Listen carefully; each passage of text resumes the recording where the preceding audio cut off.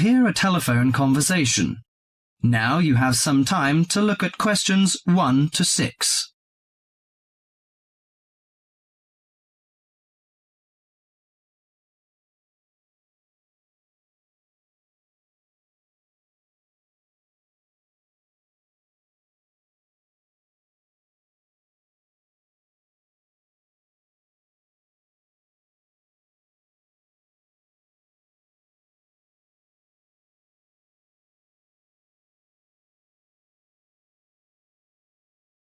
Listen to the conversation and answer questions 1 to 6.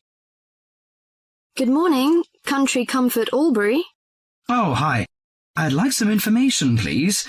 I'd like to find a double room to stay for the weekend. What kind of rooms do you have? Well, we provide a variety range of accommodation depending upon your likes. The guest house room costs $45 per night. It provides air conditioning and shower, and a waterfront room costs $80 per night. It has got its own balcony overlooking the foreshore of the lake. And we've got a kid. How do you charge for children?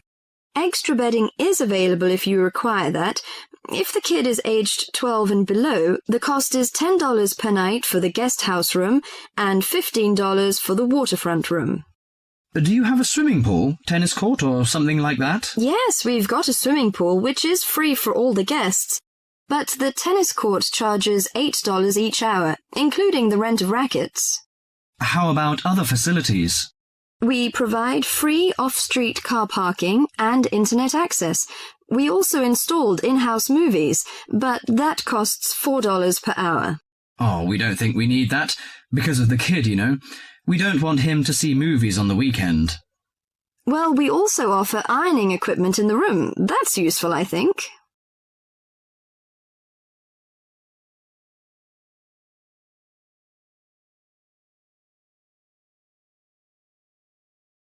Before listening to the rest of the conversation, you have some time to go through the questions 7 to 10.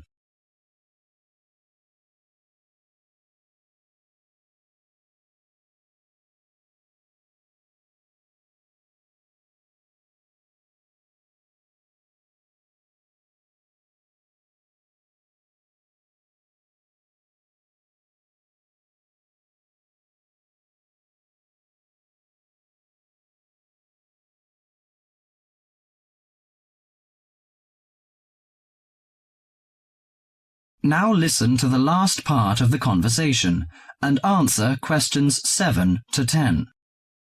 Great! Could you tell me the address? How do we get there? Yes, it's Country Comfort Albury, Albury, at 648 Dean Street, New South Wales. 648 Dean Street, Dean, is that right? Yes. Well, I wonder what activities are available there in this season. You know, we want to have an indulgent weekend in the boring winter. Oh, you'll not get bored here. You know, Albury is the perfect base for alpine skiing. Besides that, winter's frosty alpine air encourages walks through mist-laden valleys. You can walk alongside rushing streams and waterfalls. After returning to the warm and comfortable lounge, you can sit by the open fire. I think this is the ideal time of year to nourish your body at the Salus Spa. The idea of skiing doesn't appeal to me very much, but it sounds good to have a relaxing walk through the valleys. Maybe after that, I'll have a massage and some soaking in the spa. And you know, this hotel is perfectly located in a quiet position off the main highway in central Albury.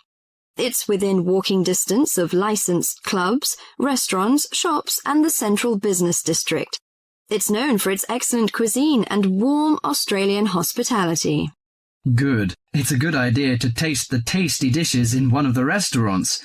My wife may be interested in shopping. She's always keen on that. I think I'll contact you later. Thank you very much.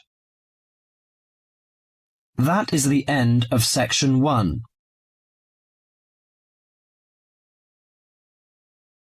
You now have half a minute to check your answers.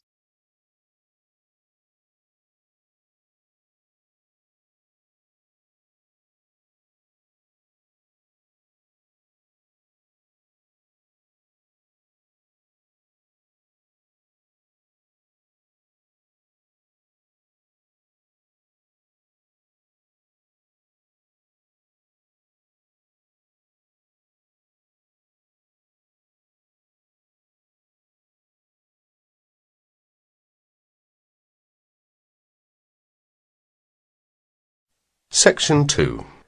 You will soon hear an informative talk given by Michelle on how to keep out burglars and keep your home safe. Before you listen, you have a chance to read questions 11 to 16.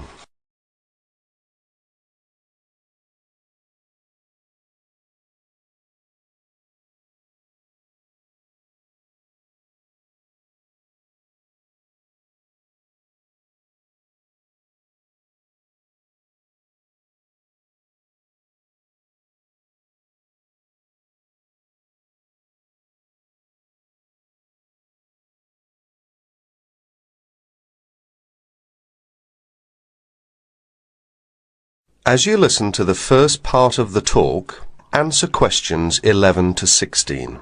Keep 'em out.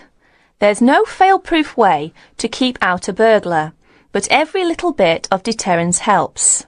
Even if you can't afford a security system, you can take a few minutes to make your home a little safer.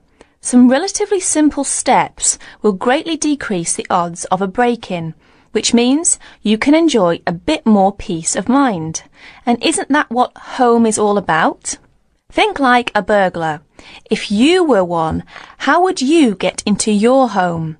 Evaluate your home from the inside and out, night and day. You might even try a mock break-in, trying window jams and loose locks on your house's perimeter. To keep out a burglar, the first thing to do is to secure the windows. Though windows are relatively easy to break, the loud noise of shattering glass will deter a thief if you're near other houses. Don't leave windows open during the night, whether you're at home or away. That's a common sense precaution, but a surprising number of people forget to do just that. Use a pick-proof locking device for your windows. Make sure the frames are solid. If you're beyond the earshot of your neighbours, they won't hear the glass breaking. Consider installing a plexiglass sheet for the more accessible windows. This will make entry through them more difficult. Your doors should also be secured. If you don't have a peephole, install one in the front door. If you have one, make sure that you and your family are in the habit of using it.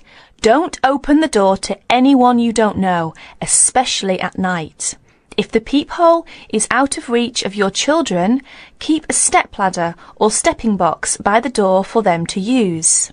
If there's any glass within 2 feet of your front door lock, consider a locking device that would be out of reach if the glass is broken. Now, a few tips on how to protect your valuables. Don't leave your valuables, stereo, computer, jewellery, etc., where they can be seen from the window. If you don't want to hide everything from sight, consider blinds. Make a valuables inventory. Keep a record of your expensive and personally significant items, not just a listing, but a photographic or videotape record if possible. Store this inventory at another location. This is helpful for both the police and the insurance agency to identify the stolen goods. Use an engraving pen to mark these items with some kind of personal identifying information, such as your initials, in an inconspicuous place. This also helps record your possessions in case of any other mishap, such as fire or flood. Now look at questions 17 to 20.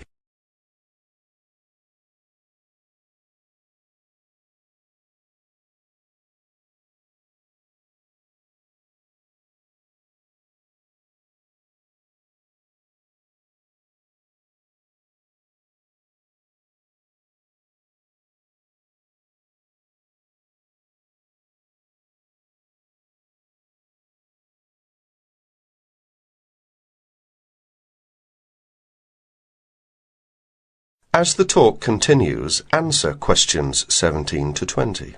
Don't stop your security awareness at the outside walls of your house.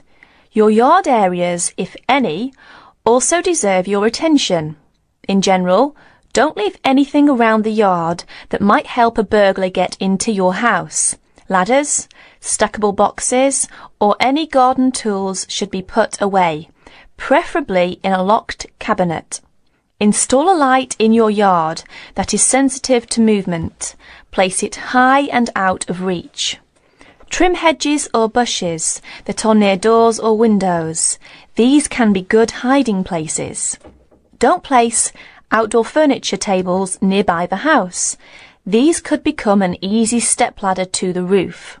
When you are on vacation, create the occupancy illusion. Maybe you laughed at your mother for leaving the lights on and the radio playing while she left for vacation, but she had the right idea. Those steps aren't quite enough, so try these strategies. Buy electronic timers that turn lights on and off at different times. Hook up a timer to your TV for a few hours each evening. Turn up the volume too. Not enough to annoy the neighbours, just enough that a lurker at the windowsill couldn't miss hearing it. Have your newspaper and mail delivery suspended. If you don't have time to do this, ask a neighbour to pick them up for you. Ask a neighbour to park in your driveway or parking place. Think about having someone house sit your home. If it's a relative or friend, it may cost you no more than the contents of your refrigerator. You can also find professional house sitters or house sitting services that find someone to stay while you're away.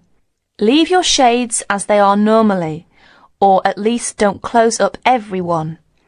One sign of a vacant house is closed shades during the day. Lock your garage door with a padlock.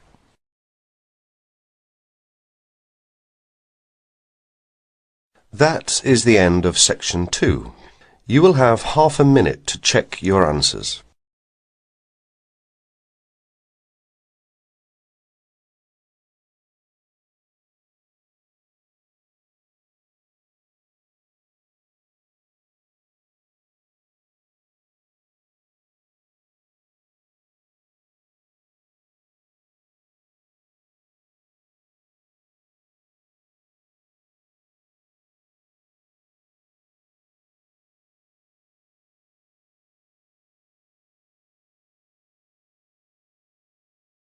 Section 3.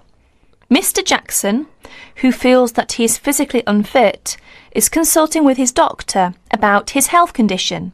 Before you listen to their conversation, you have a chance to read questions 21 to 24.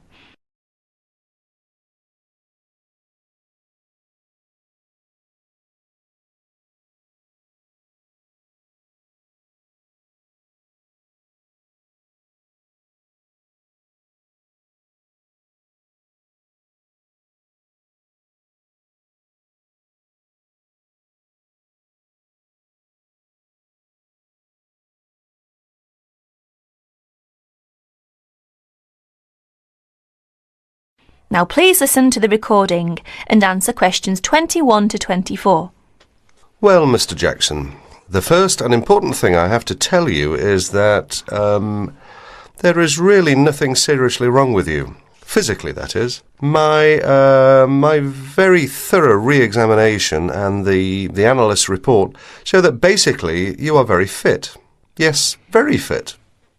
So, why is it, Doctor, that I'm always so nervy, tense, ready to jump on anybody? My wife, children, colleagues. I think your condition has a lot to do with, shall we call it, way of life, habits? Way of life? Habits? Yes, now tell me, Mr. Jackson, you smoke, don't you? Yes, I'm afraid I do, Doctor. And rather heavily, I imagine. Well, yes. I smoke, about 40, 50 a day, I suppose. You should do your best to stop, you know. Yes, I see.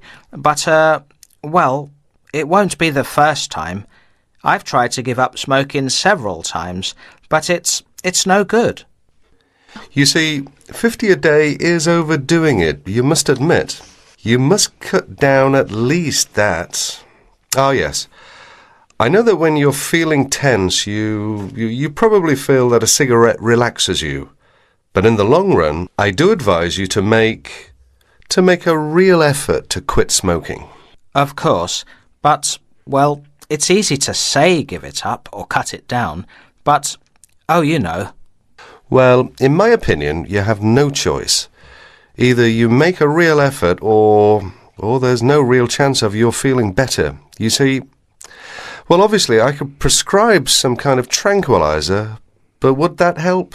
I'd prefer, and I'm quite sure you'll agree, I'd prefer to see you really back to normal, not just seemingly so. And that's my reason for asking you several more questions about your other habits. Right. Now you have a chance to read questions 25 to 30.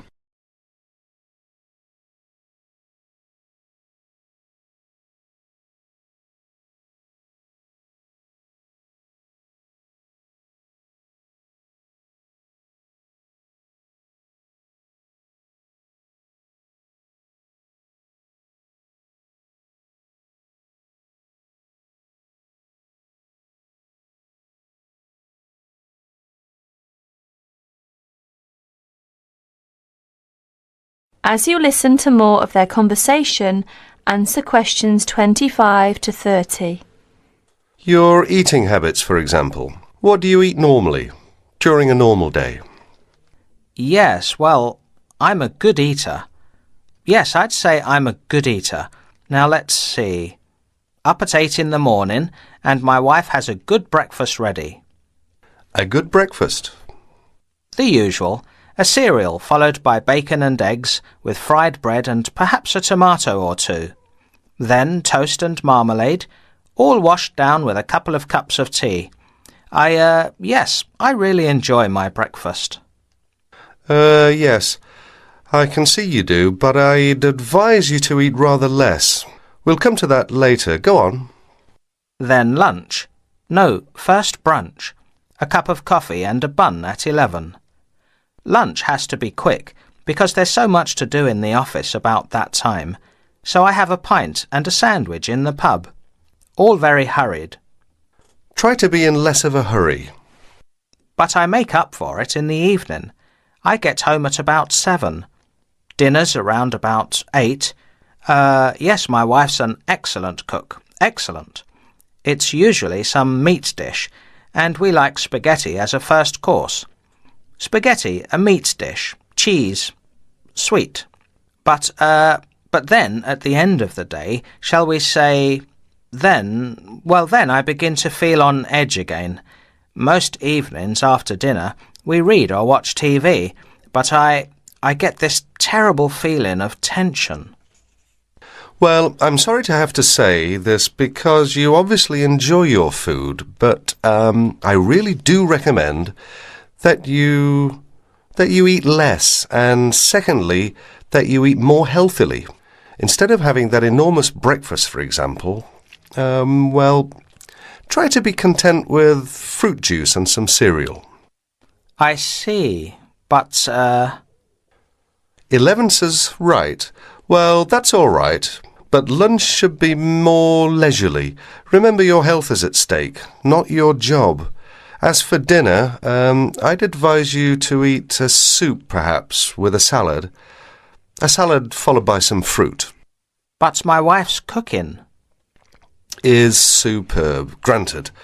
And she probably enjoys preparing delicious meals for you. If you like, I'll have a word with your wife. No, that won't be necessary.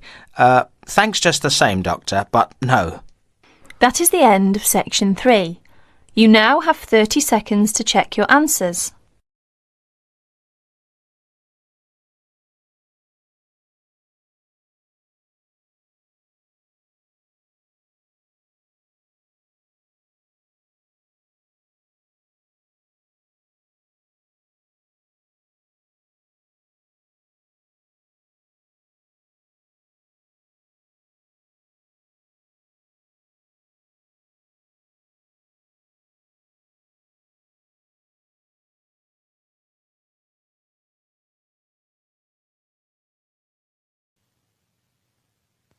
Now turn to section 4.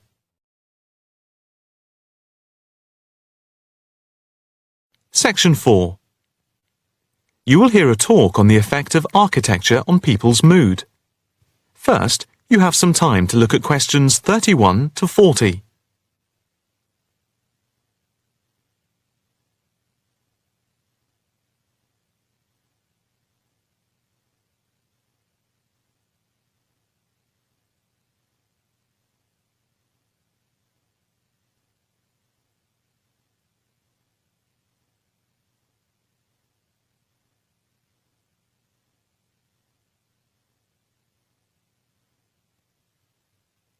Now listen carefully and answer questions 31 to 40.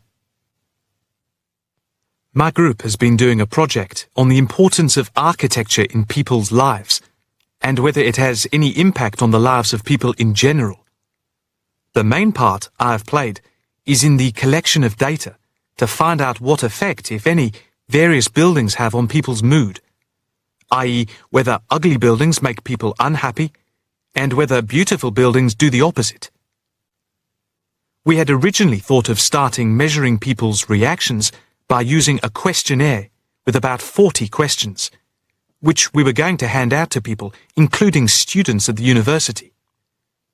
But we were worried that doing the questionnaire would be too time-consuming for people to fill in, so we gave up the idea. I then asked several of the postgraduate students for advice. One of them came up with the simple idea of showing people images of various buildings from different eras and styles, instead of giving out the questionnaire, and asking them to indicate how they felt on a scale of 1 to 5 about the images, where 1 was unhappy and 5 was very happy. People would also be given the option of not saying what they felt. Using the scale meant that it would be much simpler to record people's reactions. I decided to follow this advice, and so the first stage was to collect a large number of images. I used Google to print off colour images of views of houses and apartment blocks where people live, and different types of buildings where they work. I started with about 30 or 40, and then reduced them to 10 images. Media resources in the Amory building at the Judd Street branch of the university helped me produce the final images. I had them blown up to A4 size, and we used colour rather than black and white to make the detail on the images clearer. We made 5 sets of images, and for protection when handling, we pasted the images onto hard card. Then, using a machine to wrap them with plastic, we laminated the cards. 5 of us targeted different age groups. We went to a local school where we obtained permission to ask a group of teenagers between 11 and 18. We also asked a sample of the general public, including tourists from all over the world, as they exited the Tate Modern in London, what they thought. We aimed to ask people from different age groups, namely 20 to 40 and 50 and over. What our group learnt most from the project was first of all the value of teamwork. And secondly, we found that we had to appoint a leader to stop us pulling in different directions and falling apart. So this turned out to be an invaluable lesson for all of us. As to the findings, for us they proved intriguing. In the end, the sample consisted of 311 respondents. I thought initially that people wouldn't be interested in taking part. With the youngest age group, their reaction was very mixed. It was clear that the youngest group had no pattern of preference at all, as they frequently gave no reaction to the pictures. For the 20 to 40 age group, we found that they tended to score more in the middle range, around 3. We found that out of the 3 groups, the most likely to be favourably affected by the images, that is, they were more likely to score the images as 5, were those aged 50 and above. And nobody in this age group failed to say what their reaction was, which was unique for the 3 groups. In total, I have to say that about 71 people indicated that they had no reaction at all to an image. Our general conclusion is that we need to find out more about why people react as they do, by perhaps giving them a chance to give reasons for their decisions. I would like to finish there, and give my teammates a chance to add anything I've missed, or take any questions or suggestions. That is the end of section 4. You now have half a minute to check your answers.